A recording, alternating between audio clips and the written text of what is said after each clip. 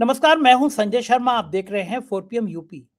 गजब राजनीति है। भारतीय जनता पार्टी के नेताओं ने कसम खा रखी है कि विपक्ष की जरूरत क्या है, हम ही निपटा देंगे आपस में लड़ लड़ के पार्टी को।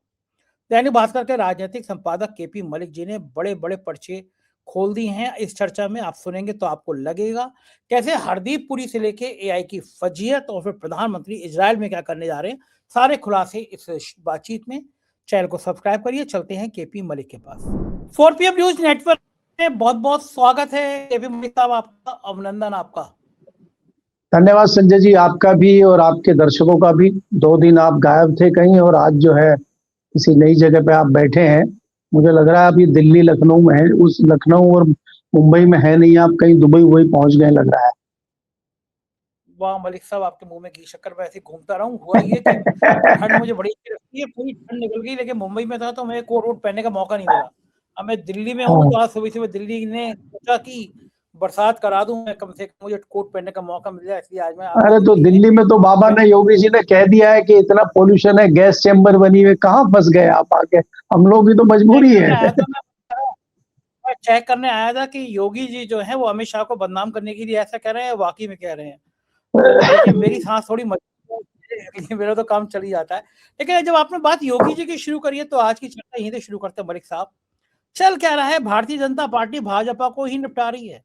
ब्रजेश पाठक जी के अंदर पंडित वाला भाव जग गया।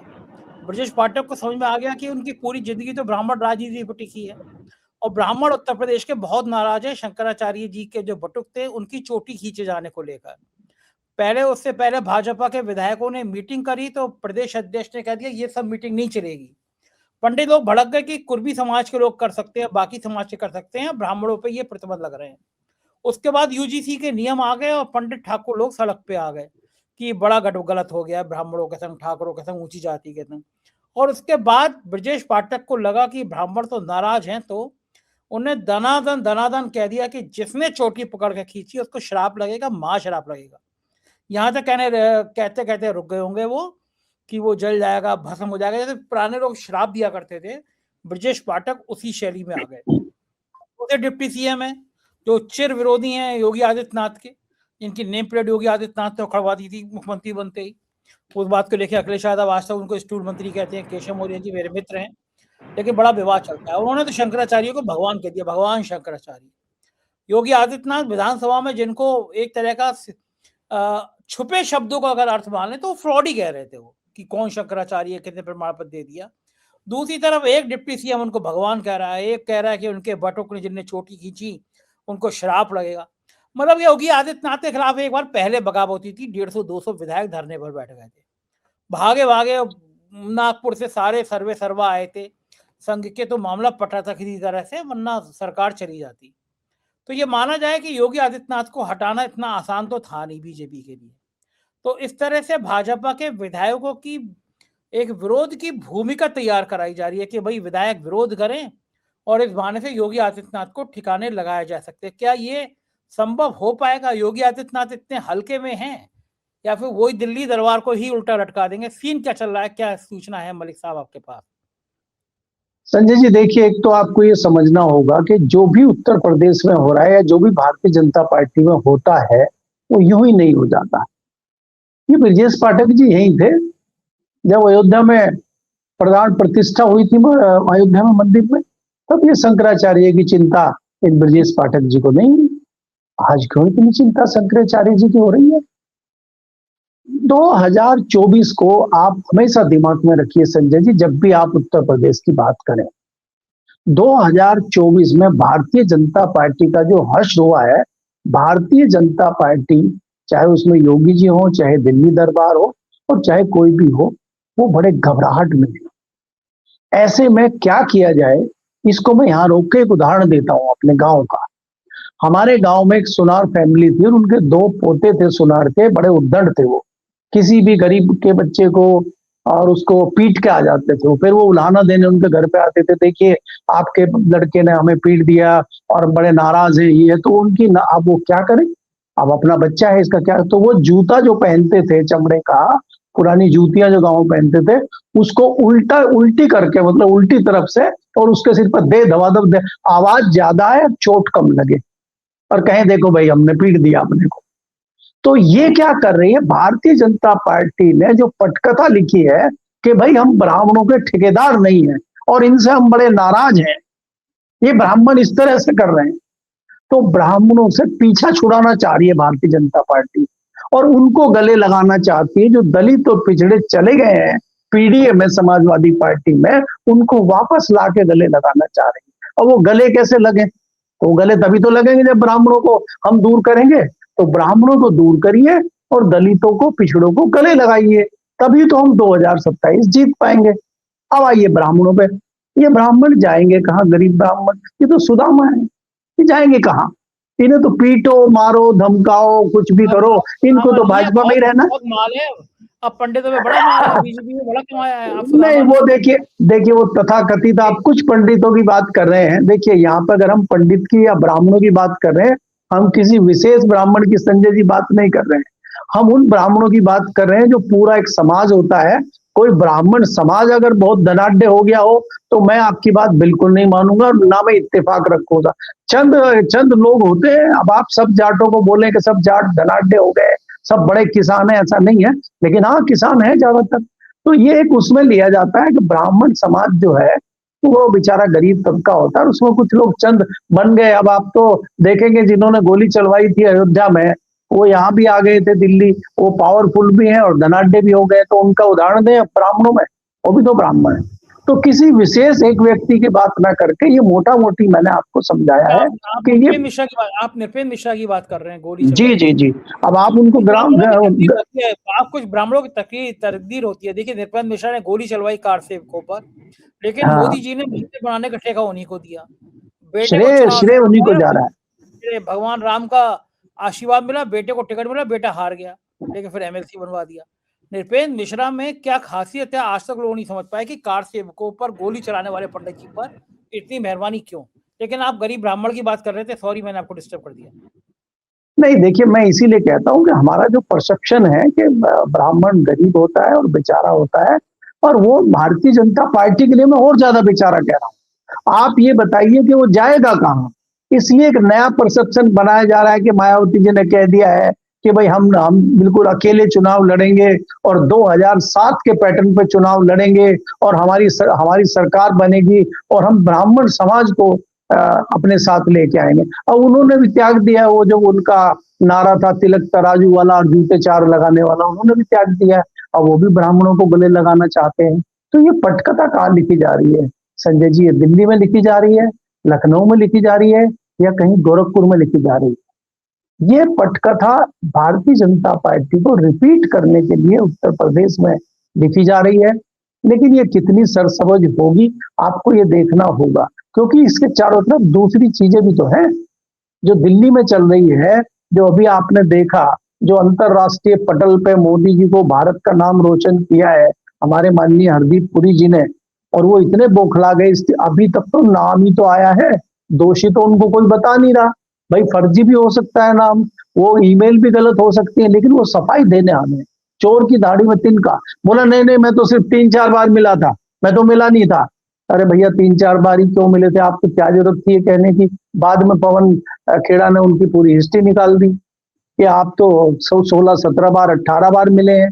आपने तो उनको जो है 30-40 बार ईमेल किया है, कुछ उनका या 60 से 62-64 आपके ईमेल, उन्होंने पूरा खाका खींच के रख दिया। अब आप क्या करेंगे? बात ये है कि आपने संविधान की शपथ लेके मंत्री बने हैं और आप झूठ बोल रहे हैं, और आप कहते हैं मैं झूठ नहीं बोलूंगा, वो शपथ ली हुई है। तो इसका मतलब आपके पास जो है, या आपके दिमाग में कोई शपथ के मायने है नहीं।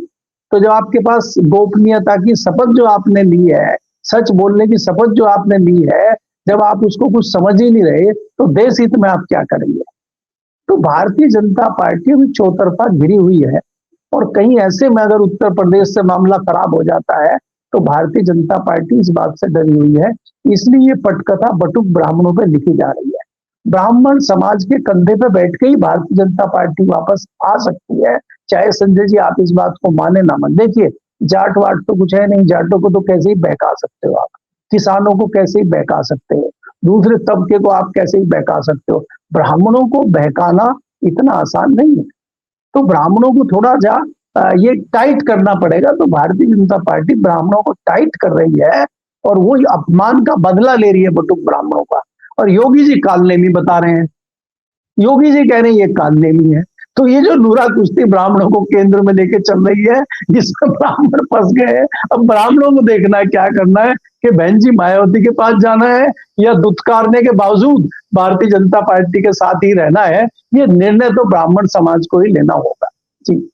लेकिन ये जो ब्रजेश पाठक भड़का रहे हैं और ये सीधा सीधा ये तो योगी पे हमला है, तो ये बीजेपी के अंदर जो नूरा कुश्ती चल रही है खत्म होगी या नहीं होगी? नहीं नहीं, ये तो अंत तक चलेगी, तभी तो यही तो पटकथा लिखी गई है भाई। रामायण आप देखते हैं, रामलीला आप देखते हैं, तो वहां पे राम रावण की लड़ाई दिखाई जाती है, बाद में तो दोनों साथ में पीछे बैठ के स्टेज के सिगरेट पी रहे होते संजय जी। तो बाद में तो चाय नाश्ता साथ ही चल रहा है। वो तो फ्रंट पे दिखाने के लिए, चैनल पे दिखाने के लिए, बाहर बयान देने के लिए चीजें चल रही हैं। मैंने आज एक इंटरव्यू देखा ब्रजेश पाठक जी का, हमारे आपके दोस्त हैं वो, तो वो पत्रकार 3 बार पूछ रहा है कि आप, और लोग वो घूम फिर के कि आप किस पे निशाना साध रहे हैं, आप क्या कहना चाहते हैं, शंकराचार्य का अपमान कौन कर रहा है। बोला हमें नहीं पता कौन है, जो भी दोषी है वो बख्शे नहीं जाएंगे, जो दोषी हैं उनको सजा मिलनी चाहिए। बटुक ब्राह्मणों का अपमान, शंकराचार्य का अपमान हम नहीं सहन कर सकते। वो रट पकड़े हुए जैसे जैसे उनकी कैसेट फंस गई है, तो इसलिए वो इधर उधर नहीं जाना चाहते, वो टारगेट पे रहना चाहते हैं। तो ये जताता है कि उत्तर प्रदेश में संजय जी कोई मुद्दा इनके पास नहीं है। जिस प्रकार से आप देखेंगे समाजवादी पार्टी मजबूत एक विपक्षी दल के रूप में बैठी हुई है, और आप ये भी देखेंगे कि कांग्रेस जिस प्रकार से एकाएक एक्टिव हुई है। अब भारतीय जनता पार्टी की एक और बड़ी परेशानी है कि वो मोदी जी के सामने मोदी और अखिलेश नहीं करना चाहते, वो ममता बनर्जी और मोदी नहीं करना चाहते, क्योंकि तो स्तर कम हो जाएगा मोदी जी का। वो मोदी और राहुल करना चाहते हैं और कांग्रेस को जिंदा करना चाहते हैं, चाहे उत्तर प्रदेश हो और चाहे पश्चिम बंगाल हो। तो इसलिए भारतीय जनता पार्टी की कई परेशानियां हैं, उनको एक मोर्चे पे थोड़ी लड़ना है। अब बताइए, मोदी जी को एक मोर्चे पे वहां दिल्ली में लड़ना पड़ रहा है, एक हरदीप पुरी के मोर्चे पर लड़ना पड़ रहा है, एक किसानों के साथ डील पर लड़ना पड़ रहा है, एक योगी जी से लड़ना पड़ रहा है। बाकी विपक्ष, चाहे राहुल गांधी हो, चाहे ममता बनर्जी हो, चाहे अखिलेश हो, इनसे तो लड़ना पड़ ही रहा है। तो एक मोदी जी कहाँ कहाँ जाएंगे। तो इसलिए कुछ ड्यूटी जो है योगी जी की और ब्रजेश पाठक जी की लगाई गई है, मुझे ऐसा लगता है।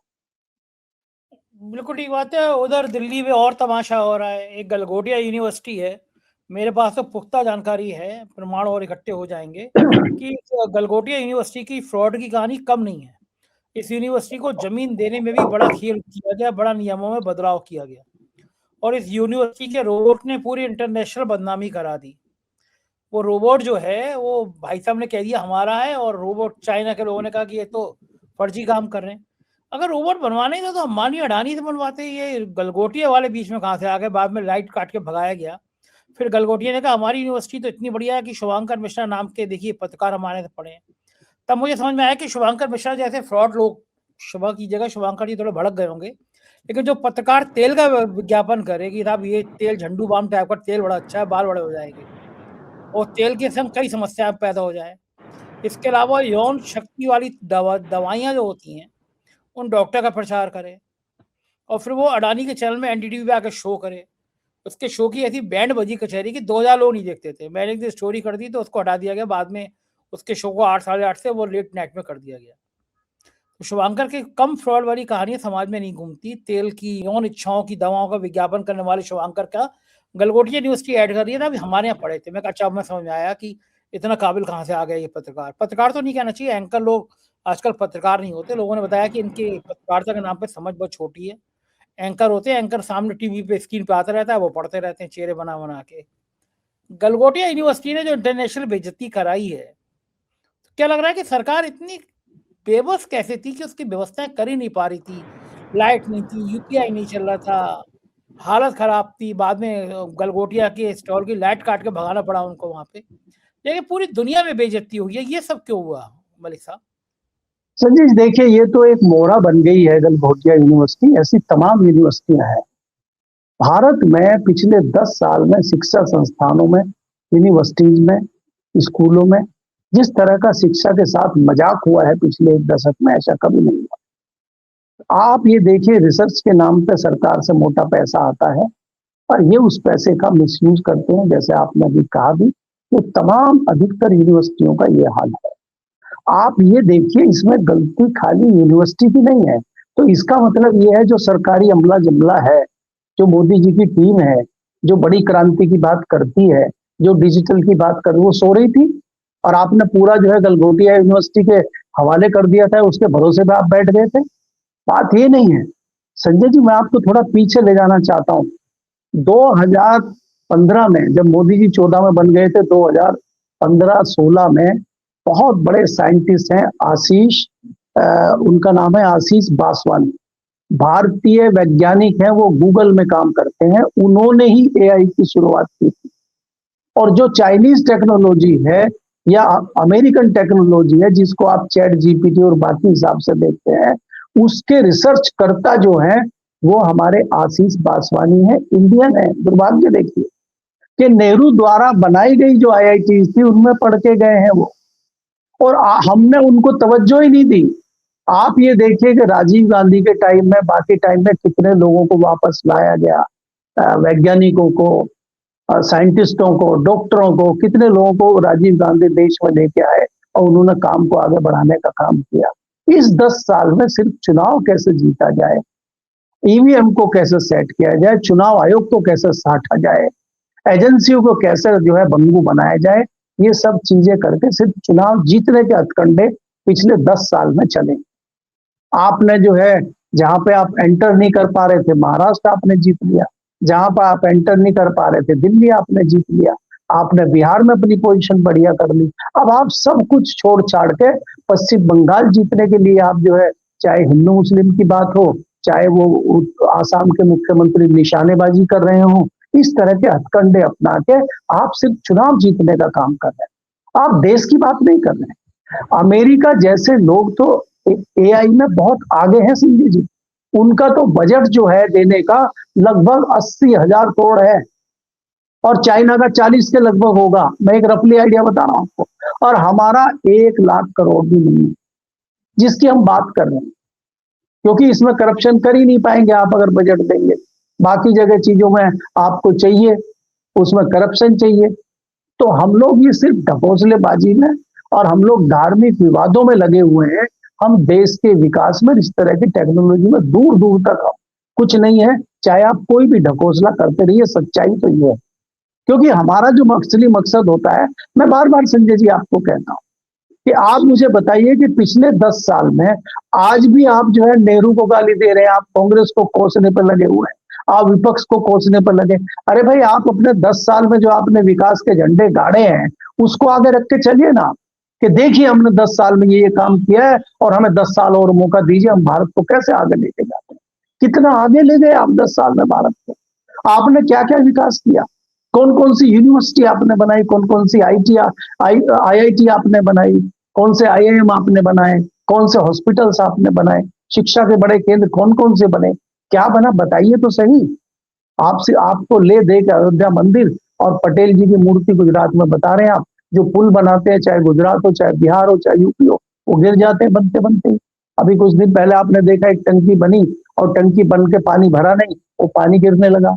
एक टंकी झांसी में बनी नहीं, वो बनते बनते गिर गई, उसमें लोग दबे नहीं, बच गए बेचारे। तो ये तो हाल आपके विकास का है। तो आप एआई में कहां से आगे बढ़ पाएंगे, बजट ही नहीं दे रहे हैं आपको। आप हमारे इसरो का हाल देख लीजिए। तो ये तो सिर्फ जो है धार्मिक भावनाएं भड़का के और इस तरह की चीजें करके सत्ता में बने रहना चाहते हैं, या जहां सत्ता में नहीं रहे वहां आना चाहते हैं। यही इनका हिडन एजेंडा है। इसमें कोई नई चीज संजय जी मुझे दिखाई नहीं दे रही है, और इनको कोई शर्म भी नहीं आएगी इसमें। आप ये देखिए कि हरदीप पुरी जी कोई शर्मिंदा हो या उनको कोई दिक्कत हो, ऐसा कुछ नहीं है, वो सफाई दे रहे हैं। अब प्रधानमंत्री मोदी जी उनकी सफाई में ट्वीट कर रहे हैं। और नई बात और अंत में बता रहा हूँ चंद्र जी आपको, हमें नहीं पता है, भारत सरकार की ओर से जानकारी नहीं दी गई। इजराइल से जानकारी आई है कि देश के प्रधानमंत्री मोदी जी इजराइल की संसद को संबोधित करेंगे, जो भारत की संसद को संबोधित नहीं कर पा रहे हैं। हमारा बजट सेशन चला गया, राष्ट्रपति जी का अभिभाषण चला गया, वहां नहीं जा रहे वो, क्योंकि वहां खतरा है, बिरला जी ने कह दिया। तो इजराइल की जो संसद है वो सेफ है, इसलिए वो इजराइल जा रहे हैं। बिल्कुल बिल्कुल ठीक कह रहे हैं। यहाँ पे दांत से काट सकती है महिला सांसद, इसलिए इजराइल जा रहे हैं। बहुत-बहुत शुक्रिया मलिक साहब, आपने मुझे इतना समय दिया, बातचीत की। Thank you sir. ये तो मलिक जी, पूरी बातचीत आपने सुनी, कैसी लगी बातचीत बताइएगा ज़रूर। शुक्रिया, थैंक यू।